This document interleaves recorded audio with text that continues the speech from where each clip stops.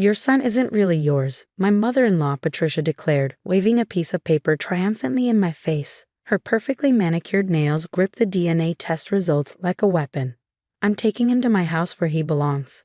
I stood in my kitchen, still wearing my gardening gloves, dirt smudge on my jeans from planting spring bulbs with my 6-year-old son Marcus just hours earlier. The afternoon sun streamed through the windows, casting strange shadows across Patricia's face as she delivered what she clearly thought was her knockout blow. Go ahead, I said calmly, pulling off my gloves and setting them on the counter. My response clearly threw her. She'd expected tears, denial, maybe even begging. Instead, I was smiling. What? Patricia's perfectly penciled eyebrows drew together in confusion. Did you hear what I said? These DNA results prove Marcus isn't your biological child. I poured myself a glass of water, taking my time before responding. I heard you perfectly, Patricia, and I said go ahead. Take Marcus to your house. My mother-in-law's triumphant expression faltered slightly. In the 10 years I'd been married to her son David, she'd never seen me this calm in the face of her accusations. Usually, I'd defend myself, try to reason with her, or leave the room in tears. But not today. Today was different. I've already called David, she pressed on, regaining her momentum. He's devastated. To think you've been lying all these years, pretending Marcus was yours when really, she paused for dramatic effect, you must have used an egg donor or something equally deceitful. I couldn't help but laugh, which only seemed to infuriate her more. Did you enjoy your secret little trip to the DNA testing facility last week? The one where you convinced Marcus it was just a fun science experiment. Patricia's face paled slightly. How did you know about that? I finished for her. Oh, Patricia, I know about a lot of things, like how you've been planning this ambush for months, how you've been telling David I'm an unfit mother, how you've been trying to convince him that Marcus would be better off living with you. She straightened her designer blazer, trying to regain control of the situation. Well, now I have proof. These results don't lie.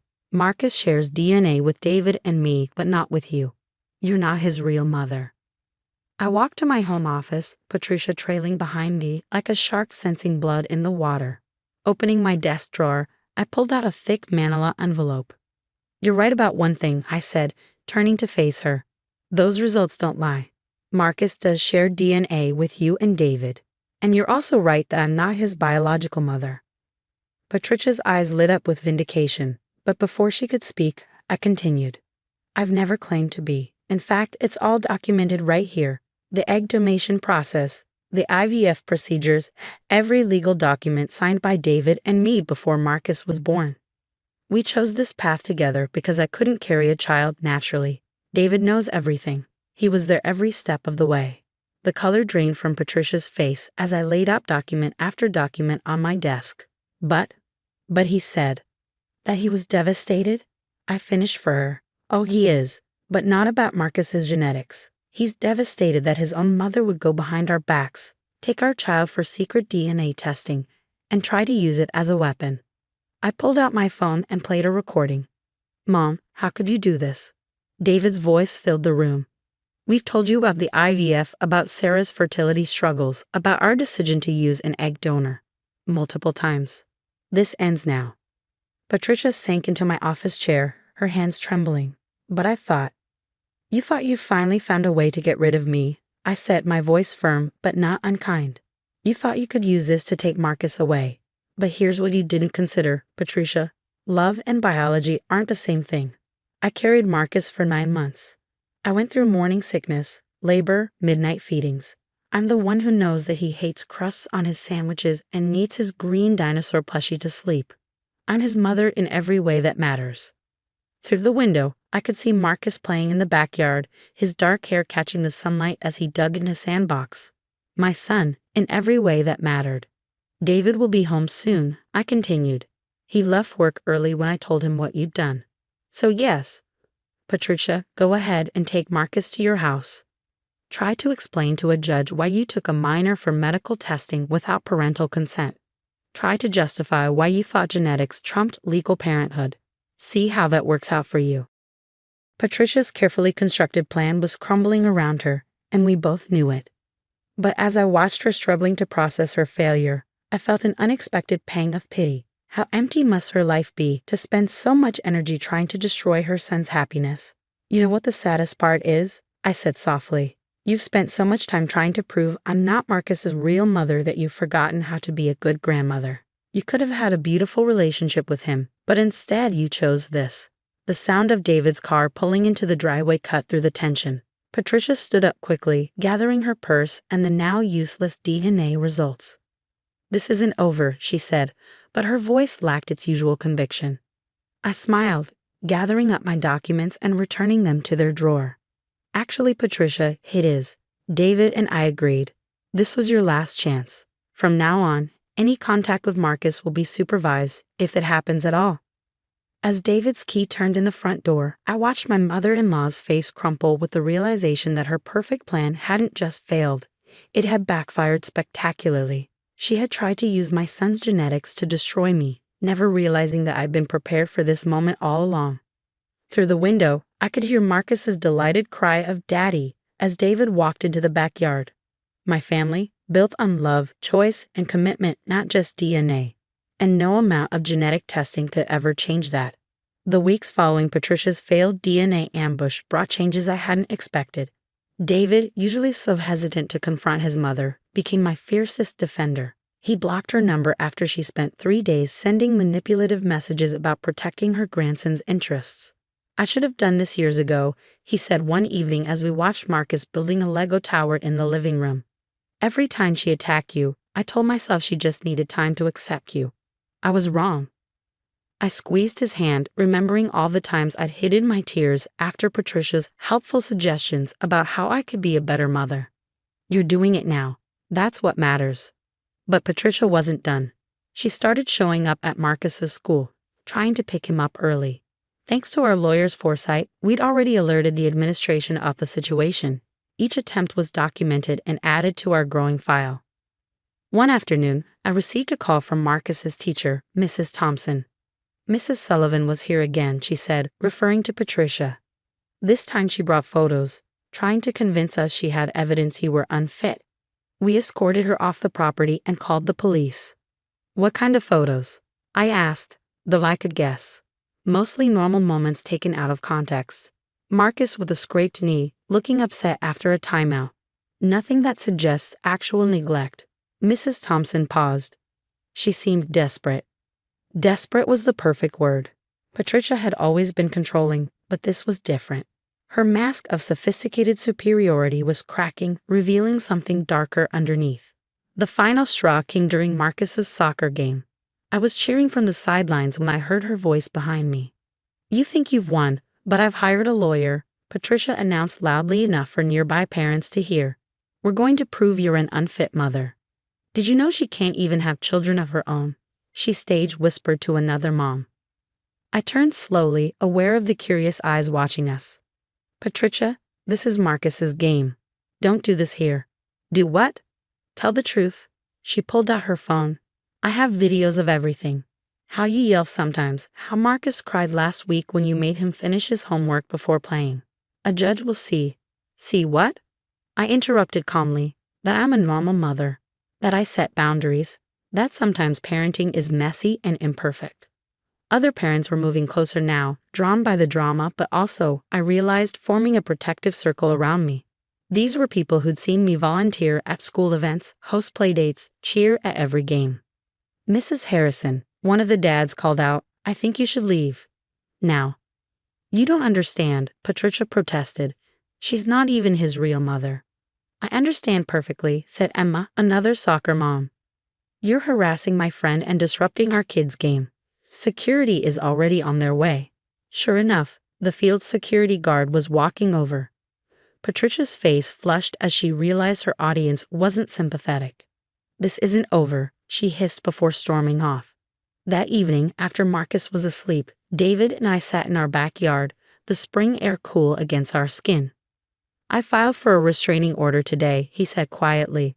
The lawyer says with all the documentation we have, the unauthorized DNA test, the school incidents, today's scene, we should get it approved quickly. I leaned against his shoulder, feeling the tension of the past weeks finally start to release. How are you doing with all this? He was quiet for a moment. I keep thinking about when we first decided to use an egg donor. Remember how scared we were?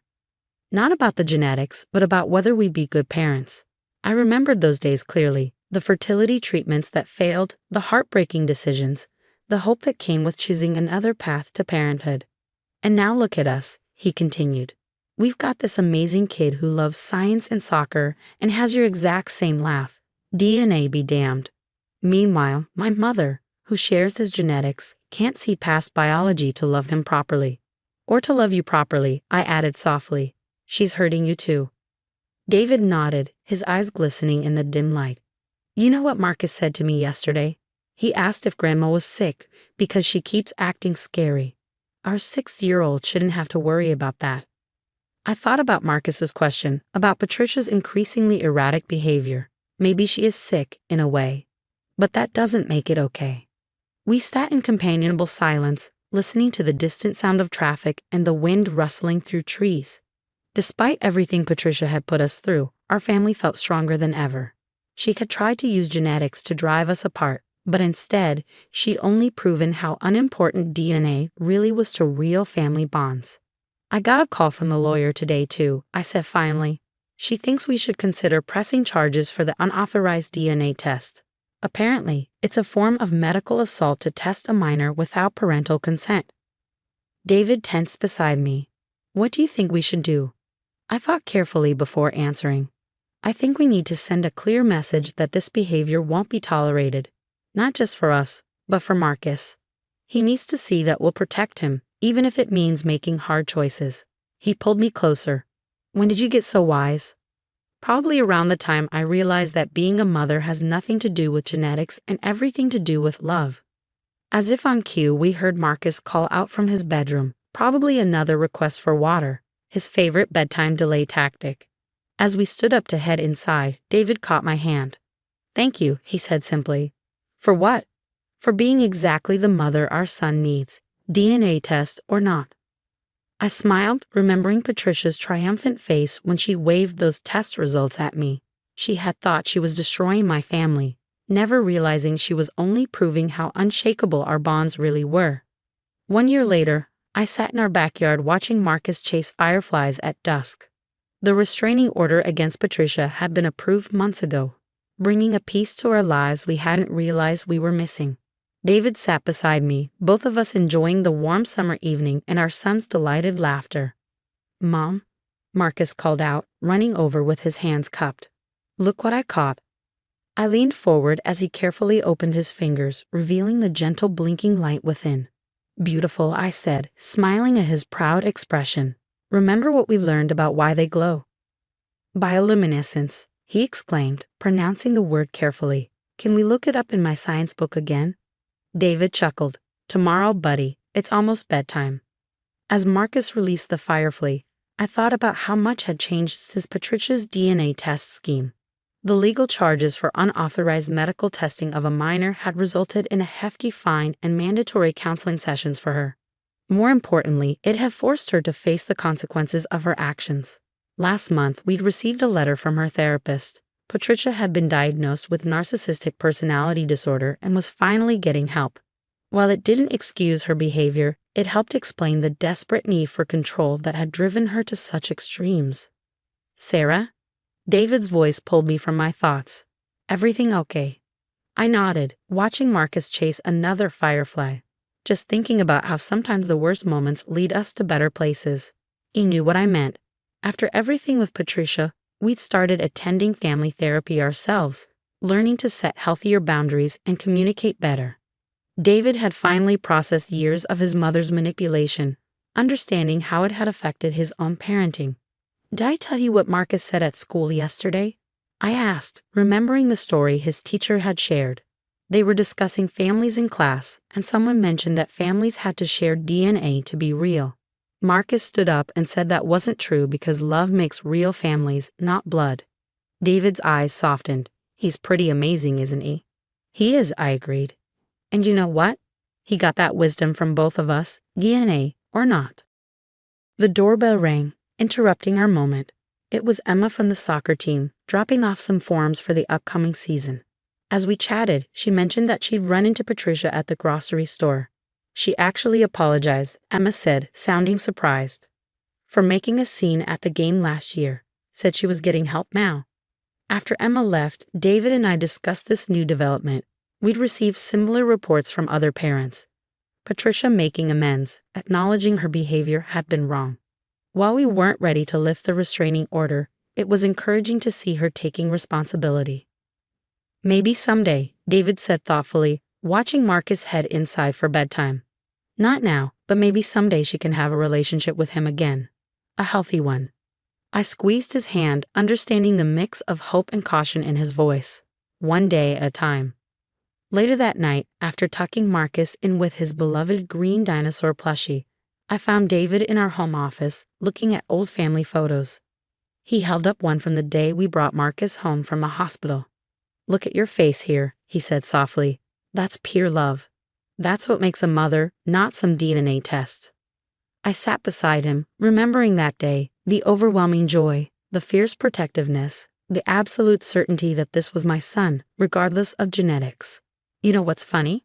I said, flipping through more photos. Patricia tried to use that test to prove I wasn't Marcus's real mother. But all she did was prove that biology means nothing compared to real love. David nodded, pulling out another photo, this one of Marcus and me gardening together, both of us covered in dirt and laughing. "I've learned so much from you about what family really means. Thank you for showing me that love is a choice we make every day."